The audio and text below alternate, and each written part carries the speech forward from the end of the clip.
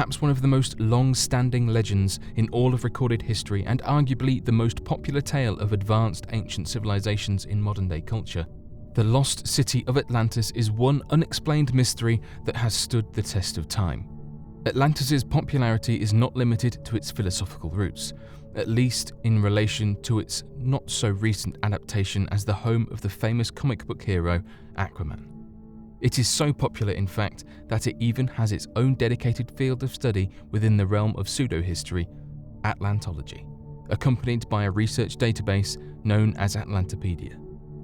Recorded history presents to us this story in the time of the ancient Greeks, via one of the most prolific philosophic writers, Plato. Atlantis is first introduced in his stories the Timaeus and the Critias, respectively. In Timaeus, the character Critias tells Socrates a story. In this story, the character Solon, a real-life ancestor of Plato, makes the long journey to Egypt. He engages in conversation with an Egyptian priest regarding the topic of ancient history. The priest is unimpressed with Solon's stories, so he decides to educate him with a historical tale unknown to the Greeks at that time. In a summary of this tale, an Egyptian elder tells Solon about the ideal state of Athens at a time long before the Athenians' own recorded history of themselves. He described Athens at this time as excelling in all pursuits of knowledge, living virtuously, and practicing moderation.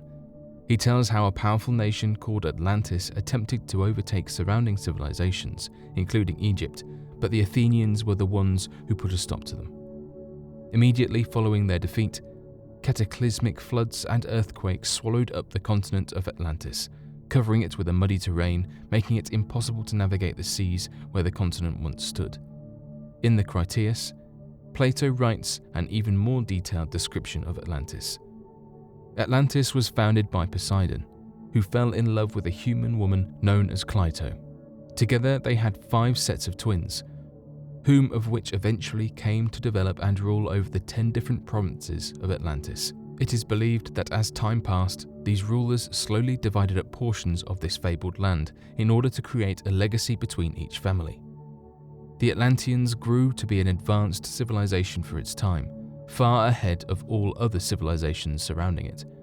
They were known to be much more developed in maritime navigation, city infrastructure, militaristic pursuits, and even agriculture. The actual city of Atlantis is known to have been a main citadel in the center, surrounded by 6 concentric rings, 3 of water and 3 of land. In the dialogue, Plato described the city of Atlantis as being 50 stades from the sea, which translates to just under 6 miles. Atlantis was connected to the sea via a canal, which was 300 feet wide and 100 feet deep, and ended at a harbor near the settlement. The actual continent of Atlantis was explained by Plato as being larger than Asia and Libya combined, with the plains surrounding the city being approximately 230 miles wide and 345 miles long, and with a large range of mountains at the northern end of the continent and smaller mountains surrounding the rest of the center plains. The entire continent was described as being rich in soil, plant, and animal life, elephants included, and having reasonable temperatures for sustaining these forms of life. Throughout the dialogue, Plato does not cease to chronicle aspects of Atlantis down to the finest details. He speaks of the main palace in the center of the city, elegant bathhouses, temples, statues of gold and silver, gardens, aqueducts, cisterns for storing water, housing for both people and animals, guardhouses, and even racetracks. Bulls were worshipped and viewed as divine in the city of Atlantis, and roamed the streets freely. Plato then goes on to describe other settlements of people in the surrounding areas of the continent, but simply labels them as wealthy farmers and country folk. Plato explains the military setup by the city of Atlantis. He goes into great detail about the various roles filled by members of the ancient city and its hierarchy, all the way from king down to citizen. Towards the center of the Timaeus dialogue, Plato writes about the Atlanteans becoming complacent in their human nature, becoming corrupted by greed and losing sight of nobility. At the end of the Critias, he writes that Zeus plans retribution for these actions, and then the dialogue abruptly ends. Like the majority of Plato's literary works, many scholars view Timaeus and Critias as fictional stories meant to relay a metaphorical message, while others view it as an actual historical account of real events that took place. Solon really was an ancestor of Plato and could have actually visited Egypt and learned of Atlantis, and then passed down the story to Plato. One argument that supports the once existing Atlantis is the amount of detail Plato used when describing this ancient civilization. Why put so much effort into describing the most minute of details just to communicate a metaphor? From the measurements of the continent as a whole down to the depth and width of the canals and concentric circles in the city, Plato filled Critias with sensible details about a place that may have existed, and possibly may still exist. It is not unlikely that Plato could have taken a true story that has a rightful place in recorded history and expanded upon it with an artistic approach to better execute his metaphors. Many Atlantologists that specialize in flood history recorded by ancient Egyptians, Mesoamericans, and even some European cultures also believe that Plato was describing real historical events that took place. It is widely believed that the flood that sank Atlantis is the same flood described in the story of Noah's Ark. With that being said, flood stories can be traced back long before the Bible, and many of these stories show great similarities with only subtle differences.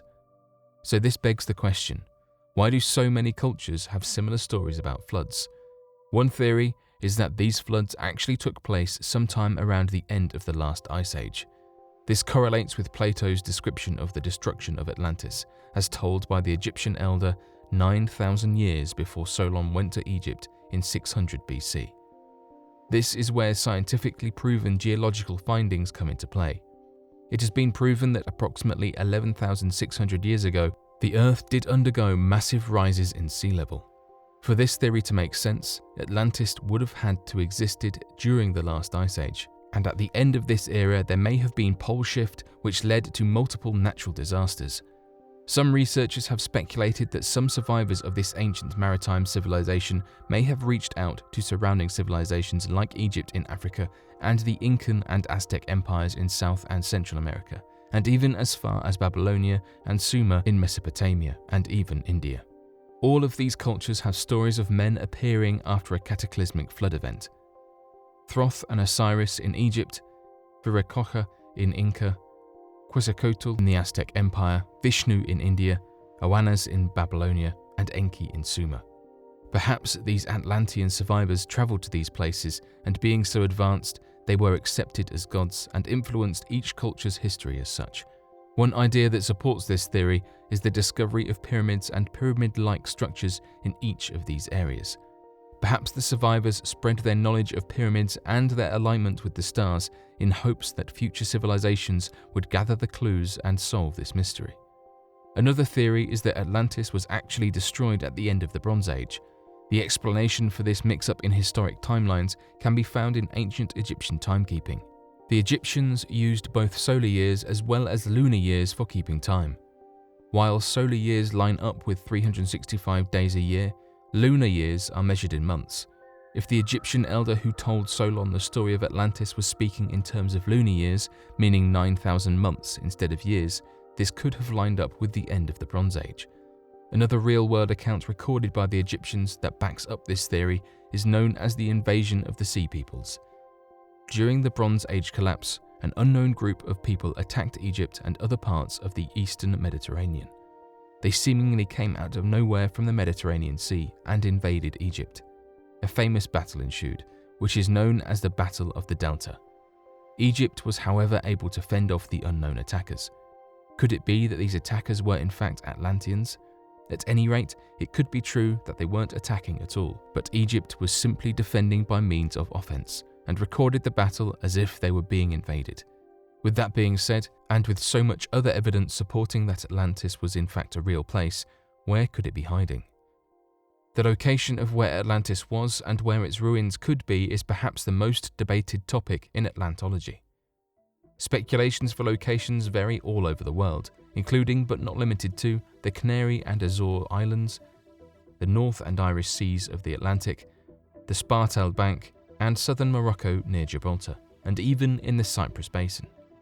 There are many more. However, for this video we are going to stick with 3 of not only the most popular believed to be locations for Atlantis, but also some of the most factually supported.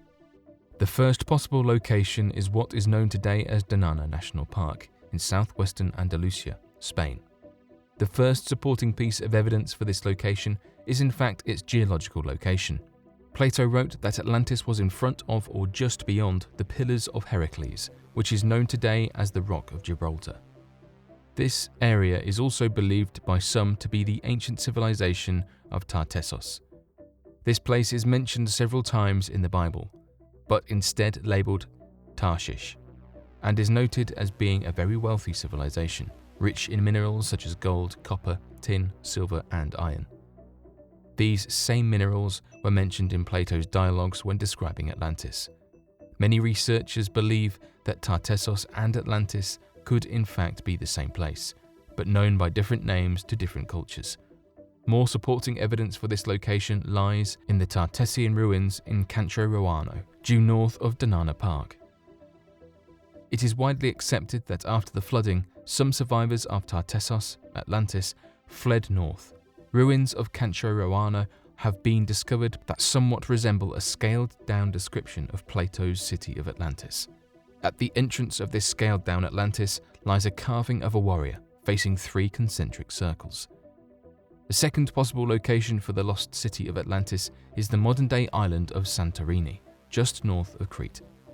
Near the end of the Bronze Age, an event known as the Thera eruption, or Minoan eruption, took place. This was a catastrophic volcanic eruption that wiped out the majority of Santorini, as well as caused damage to surrounding islands with earthquakes and tsunamis. At this time, a Minoan settlement resided on the island, who were a dominant sea power in the eastern Mediterranean. Archaeologists have found that this settlement possessed advanced engineering knowledge, including 3 to 4-story buildings, minor earthquake-safe structures, plumbing, and sewage.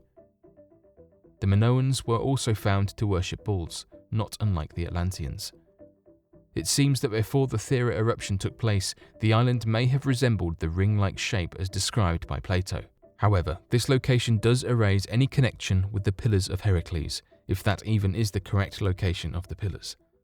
Perhaps those survivors of the eruption fled to surrounding civilizations, which could connect Santorini to the stories of the Sea Peoples, or being accepted as gods amongst the various cultures mentioned earlier. The third and final possible location for the continent of Atlantis is what we know today as the continent of Antarctica. The basis of this hypothesis starts with what is known as the crustal displacement theory. In short, this theory states that the Earth's crust shift similar to the skin of a grapefruit moving around its soft interior.